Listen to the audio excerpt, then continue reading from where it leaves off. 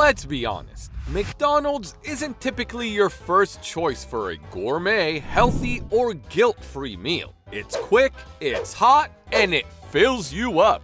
Yet, regardless of your expectations, you'd anticipate a restaurant, especially one as big as McDonald's, to provide at least decent ingredients and maintain a sanitary, safe environment.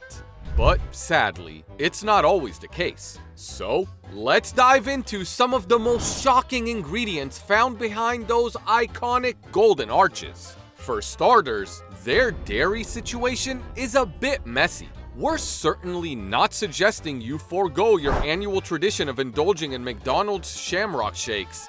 That would be nothing short of a crime against humanity and a sacrifice too grand for mere mortals. However, we do feel compelled to shed some light on why they are termed as shakes and not milkshakes.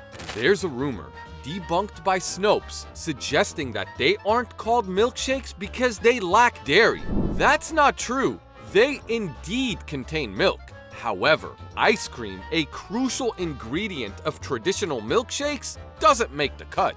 Instead, McDonald's blends reduced fat soft serve, which may or may not qualify as ice cream depending on your local regulations, with flavored syrup tailored to your order and a dollop of whipped cream. This formulation ensures speed and consistency across all outlets. So, while it's not as alarming as it might initially seem, you're not getting a classic ice cream-based treat. That's why they're just shakes and not milkshakes. Another piece of unsettling information comes via a Reddit thread where fast food workers were asked, "What should we not order at your restaurant and why not?"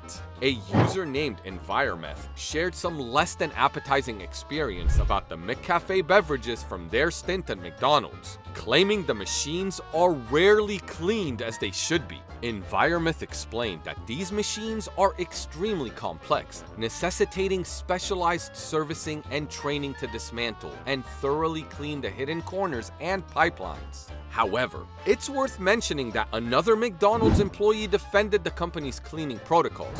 They stated that their managers were diligent in cleaning the McCafe machines, dedicating an average of 30 to 45 minutes each day to ensure their cleanliness. But this is a hefty task and may not be performed as rigorously in all outlets. So if you're ordering a McCafe beverage, you might want to consider the possibility of some residual grime in the machines. Oh, and the nuggets? Well, they're a whole other story. Ever wondered about the mystery surrounding McDonald's famed chicken nuggets? Those peculiarly textured childhood favorites have raised many an eyebrow over the years. In 2014, McDonald's took a step towards transparency by releasing a video detailing their nugget-making process. And while it's not the stuff of nightmares, it's still an interesting watch.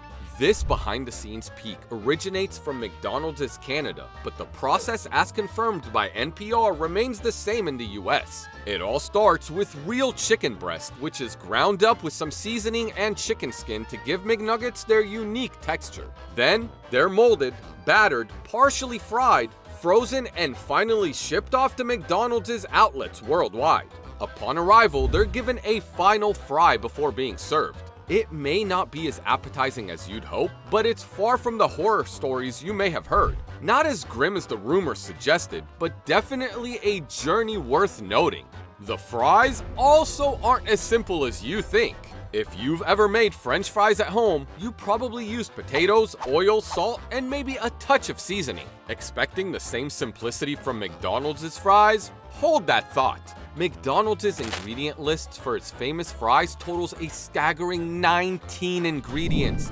What could they possibly be? The Daily Meal delved into some of these additives. The potatoes are cooked in oil enhanced with natural beef flavor and citric acid, then dusted with a concoction of salt, dextrose, and sodium acid pyrophosphate. This last additive prevents the fries from browning while they wait for an order, crucial for maintaining their appetizing look.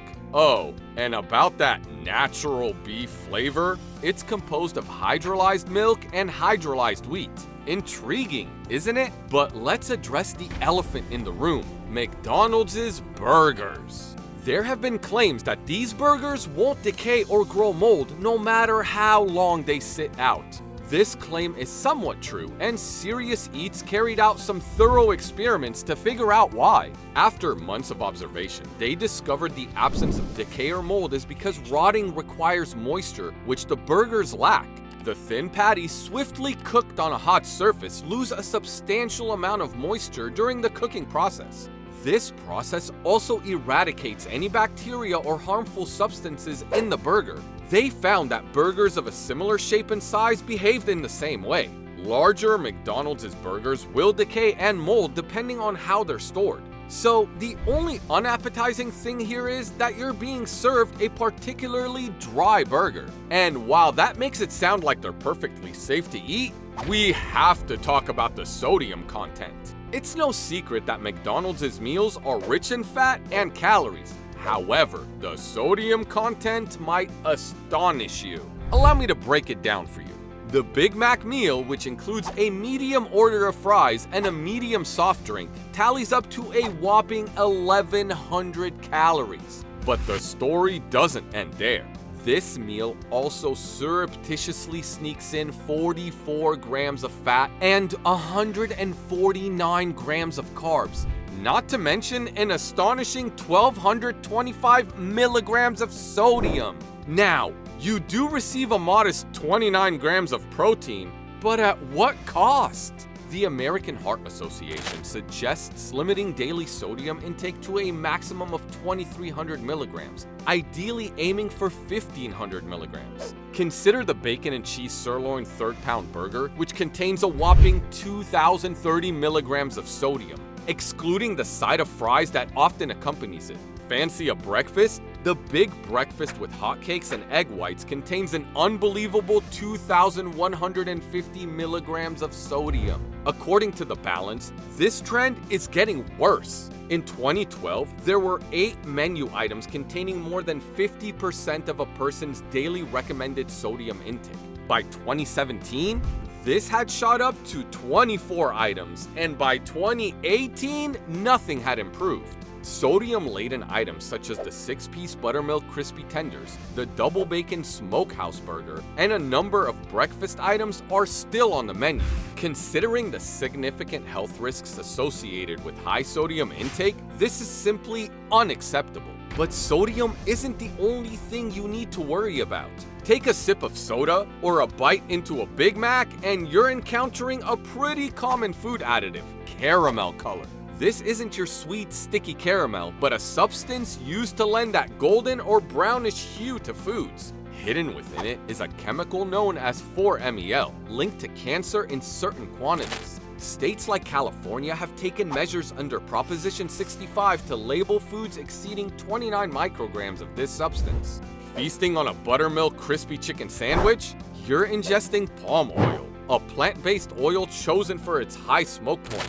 Yet, despite being a source of vitamin E, it's not an unblemished hero. Half of its calories are from saturated fat, infamous for potential ties to heart disease and diabetes. Its environmental toll, including deforestation and displacement of indigenous people, taints its reputation further.